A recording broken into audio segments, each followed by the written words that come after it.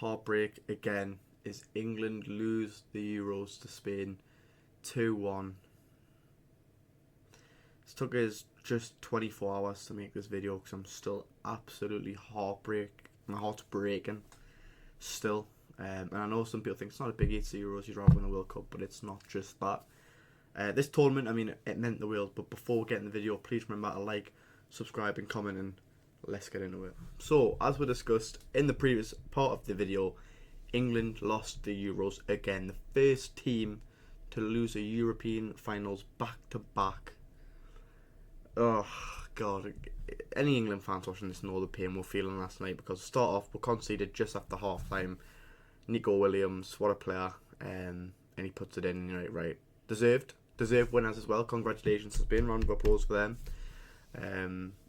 Best team all tournament, knocked out giants. They beat Germany, Italy, England, France, Croatia. Was it Albania as well? They beat some great teams, and they were the best team there. The challenges England faced this tournament were massive. It didn't look like we could play as a team. It looked like we were relying on special moments.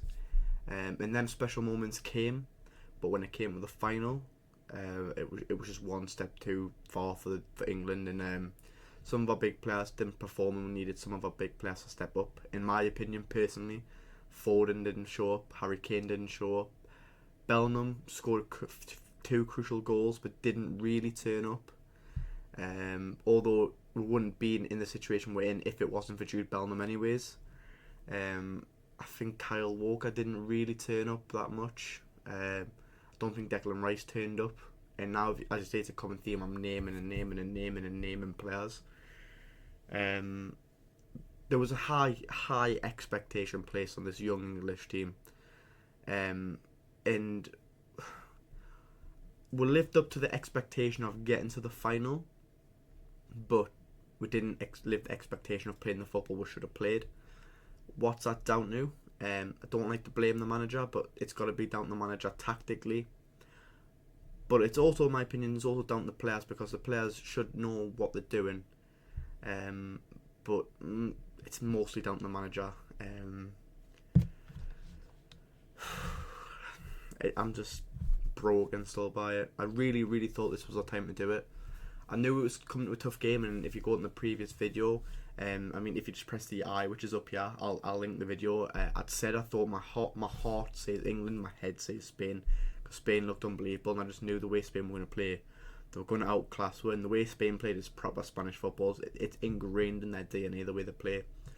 So I mean, it's a shame. People say that's not in England's DNA to play like that. Fair enough, it might not be, but tactically, didn't look like we had any tactics at all. Like, if you said what's England's style of play, I couldn't tell you. Like, I really couldn't. We all know it's negative football, and there's nothing wrong with negative football if you win, but you ain't winning. We ain't winning, and we haven't won, and we've lost back-to-back finals through negative football. Key moments in the match, I mean, first half, I mean, can't really remember any key moments other than just losing the ball all the time. Couldn't keep a hold of the ball. Shit passes.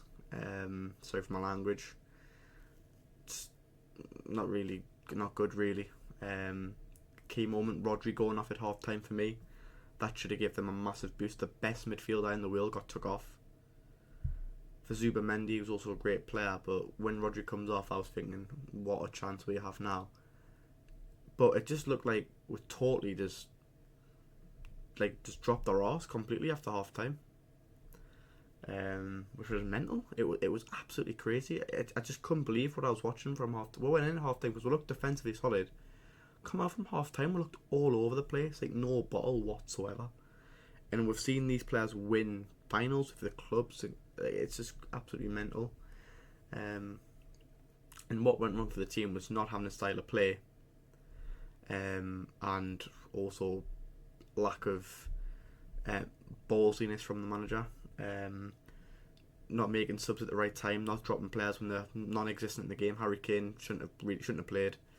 I mean, Cole Palmer should be on the pitch starting, Anthony Gordon not getting a chance, played 4 minutes the whole tournament. If you want to sit back and play counter-attacking football, then why not bring Anthony Gordon on, give him a chance at least, you give him 4 minutes. Ollie Watkins should have been playing over Kane. See what he done against Holland. Even when he come on against Spain, he's making runs in behind, making the defender run backwards, which defenders don't want. So that's another part that went wrong. But I could name 101 things that went wrong this tournament. The pivotal moment that led to England's loss. I mean, I just think from the first 5 minutes I could tell we're losing the way we're playing. Not being able to keep the ball in tactics is the reason we lost the game. Spain know how to play. Look, it's been playing with each other for years. Even a young Spain team as well, 17-year-old on the right, I think it was. Nico Williams on the left. Well, they're switching wings all the time as well. So I mean, analysing that, it's tactically just not good enough, and players not rising up to the occasion for the second time now. I think it's going to have a big impact on the players. Look, we're going to have to find a way to go again. We are, because we have to. We've got a World Cup in 2026, and we're not going to win the World Cup, let's be honest. It's England. I don't think we're made to win trophies, and when it comes to the big tournaments or big players don't show up, because I think that's the third tournament now where Phil Foden hasn't shown up. So, I mean, he's a massive player. Doesn't show up, it's fine. Harry Kane just scores goals. I mean, this tournament he scored 3 goals, 4 goals, but he was so shit. It's got a big impact on the fans. I believe the fans are fed up from what they've watched. If the same manager, Gareth Southgate, takes win to the World Cup, then there's absolutely no chance. If I can get a manager in, fantastic. Linked with Pochettino, the favourite takeover. I don't want an Argentinian. I want an English blooded. I want an English manager. Don't care who it is. So there's always, everyone's like, who would you get? But there's always someone. So for me, get someone English in, but someone who's tactically good. People say Graham Potter. I'm unsure if Graham Potter would be able to win tournaments. I would say Eddie Howe from Newcastle. I wouldn't want to lose him, but then again, he's going to play the football that England fans expect to play. So I mean, yeah. What else can I say really other than congratulations to Spain? Absolutely heartbroken, but they deserved it at the end of the day, and we can't complain. We weren't unlucky. We were very lucky the whole tournament. Probably lucky to get to the final. But guys, thank you so much for watching this video. Please like, subscribe and comment, and I'll see you in the next one.